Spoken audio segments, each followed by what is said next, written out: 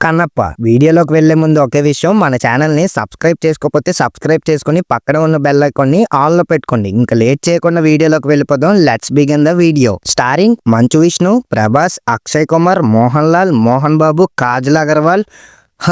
ఎంతమంది ఉన్నారేంట్రా బాబు. So coming to the movie plot. Thinnadu దేవుడి మీద నమ్మకం లేని మనిషి ఒక పరమ శివుడు భక్తుడిగా ఎలా మారాడు అనేదే ఈ మూవీ ప్లాట్. అసలు ఎంత మంచిగా తీయాల్సిన సినిమాని ఇలా తీసారేంటి అనిపించింది భయ్యా. దీని గురించి తర్వాత మాట్లాడుకుందాం. ముందుగా పాజిటివ్స్ విషయానికి వస్తే నాకు అన్నిటికంటే బాగా ఇంప్రెస్ చేసింది మ్యూజిక్ భయ్యా. ఒక పక్క విజువల్స్ ఆర్టిఫిషియల్ గా అనిపించిన మ్యూజిక్ మాత్రం బాగా సీన్స్ ని ఎలివేట్ చేసే భయ్యా. మూవీని ఎలా అయినా ఎలివేట్ చెయ్యాలని శివుడి మీద భక్తితో కొట్టినట్టు ఉంటుంది భయ్యా మ్యూజిక్. ఇంకోటి ఏంటంటే సెకండ్ హాఫ్ లో ఒక సీక్వెన్స్ అయితే వస్తది భయ్యా. ఇదైతే మూవీలోనే హైలైట్ అయ్యింది. అండ్ ఇందులోనే ప్రభాస్ అని కూడా ఉంటాడు. అసలు ఆ డైలాగ్స్ అండ్ స్క్రీన్ ప్రెజెన్స్ తో అయితే చాలా బాగా అనిపించింది భయ్యా. అండ్ ఇంకా మోహన్ లాల్ గారి సీక్వెన్సెస్ కూడా బాగున్నాయి. అండ్ ఇంకా మూవీ క్లైమాక్స్ కూడా బాగుందనే చెప్పాలి. మరీ ఎక్స్ట్రాడినరీయా అంటే కాదు, కానీ పర్లేదంతే. అక్కడక్కడ కొన్ని డైలాగ్స్ బాగున్నాయి, కొన్ని ఆడ్ గా అనిపించాయి భయ్యా. So coming to the negatives, అసలు ఇంత మంచి స్టోరీని ఇంకా బాగా తీయొచ్చు భయ్యా, కానీ ఏదేదో చేసి పడేశారు. అసలు ఫస్ట్ హాఫ్ లో మూవీ కంటూ ఒక పర్పస్ అనేది ఉండదు భయ్యా.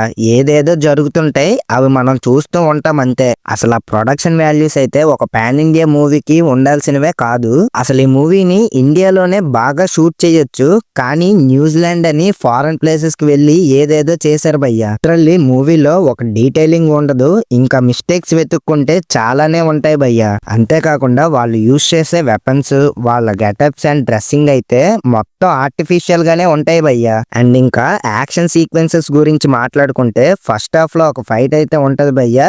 అది చూసిన తర్వాత ఫిక్స్ అయిపోయా, ఇంకా ఈ మూవీ కూడా షెడ్కే అని.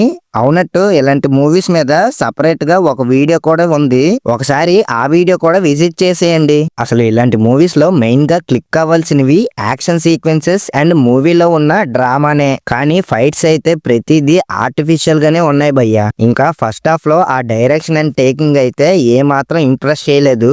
సెకండ్ హాఫ్ లో కొంచెం పర్లేదు. ప్రభాస్ లాంటి యాక్టర్ ని హ్యాండిల్ చేయడానికి కొన్ని జాగ్రత్తలు తీసుకున్నారు అనుకుంటా, కానీ ఫస్ట్ హాఫ్ మాత్రం రాడ్ అంతే. అయినా మహాభారతం టీవీ సీరియల్ తీసిన అతన్ని సడన్ గా ఇంత లార్జ్ స్కేల్ మూవీని డైరెక్ట్ చేయమంటే ఇలానే ఉంటుంది. అండ్ ఇంకా క్లైమాక్స్ ని కొంచెం ఇంపాక్ట్ ఫుల్ గా డిజైన్ చేసి ఉంటే ఇంకా బాగుండేది.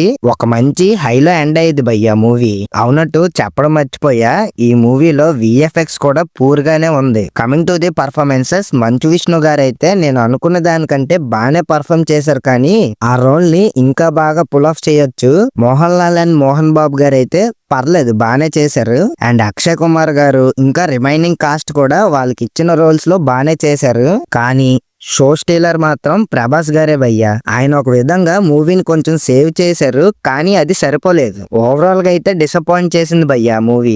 ఒక 2 to 3 సీక్వెన్సెస్ తప్పితే మూవీలో చెప్పుకోతగ్గ సీన్స్ ఏవి లేవు. అండ్ ఈ మూవీ రేటింగ్ వచ్చేసి మైథలాజికల్ యాక్షన్ డ్రామా కాబట్టి 2 కత్తులు ఇస్తాను భయ్యా అవుట్ ఆఫ్ 5 లో. ఒకవేళ థియేటర్ కి వెళ్ళాలి అనుకుంటే ప్రభాస్ గారిని చూడాలి అనుకుంటేనే వెళ్ళండి, లేకపోతే ఈ వీకెండ్ ధనుష్ కుబేరా మూవీ కూడా ఉంది, ఆ మూవీ విజిట్ చేయండి భయ్యా, బాగుంది. So that's all for today guys. So మీకు ఈ వీడియో ఎలా అనిపించిందో కామెంట్ చేసి మన ఛానల్ ని సబ్స్క్రైబ్ చేసుకుని సపోర్ట్ చేయండి. Signing off content Keeda. Thank you.